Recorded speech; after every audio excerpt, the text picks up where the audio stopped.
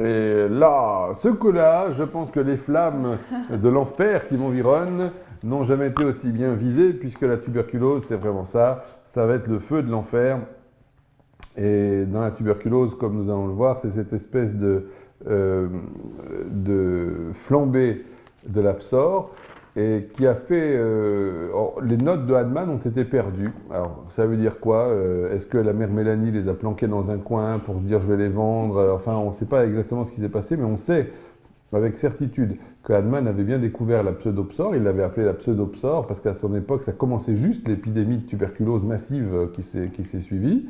Et dans cette tuberculose, donc, ce qui est absolument caractéristique, c'est que vu de loin, on dirait de l'absor. Sauf que vous allez dire, attendez, c'est une psore 3 étoiles celle-là, hein, c'est pas de la psore de nénette, c'est de la grosse psore. Parce qu'en fait, tout l'état psorique, qui était déjà un état d'hypersensibilité, va être encore souligné. Donc c'est pour ça que je vous la qualifie, c'est de l'édouardien de base, en tant qu'une espèce de psore qui a été passée au stabilo. D'accord? Mince. Comment? Recommence? Question.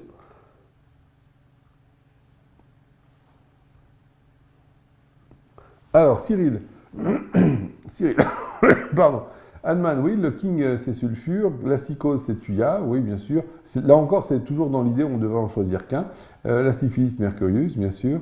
Et pour la tuberculose, Justement, c'est qui me perturbe. alors, tu veux dire là, quand on dit syphilis, c'est pour la maladie syphilitique, c'est vrai que le chancre primaire est très très bien, normalement, je n'en ai jamais vu, hein, mais dans la littérature, ça répond très très bien à Mercurius.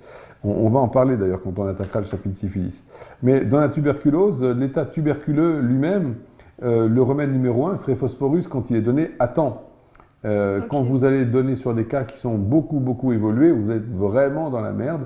Et c'est que la dose liquide qui permet de ramener ces cas qui sont désespérés. Et c'est pour ça d'ailleurs que dans le sida, vous avez un aspect qui est bien sûr syphilitique, mais qui est aussi psorique. Et c'est pour ça que le sida, c'est très difficile de parler que de syphilis pure.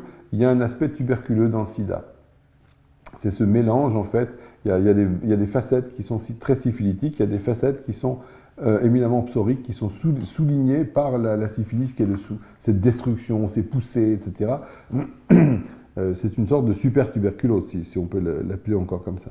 Donc vous retenez que ici, c'est cette notion de psore qui a été extrêmement amplifiée. On va voir pourquoi.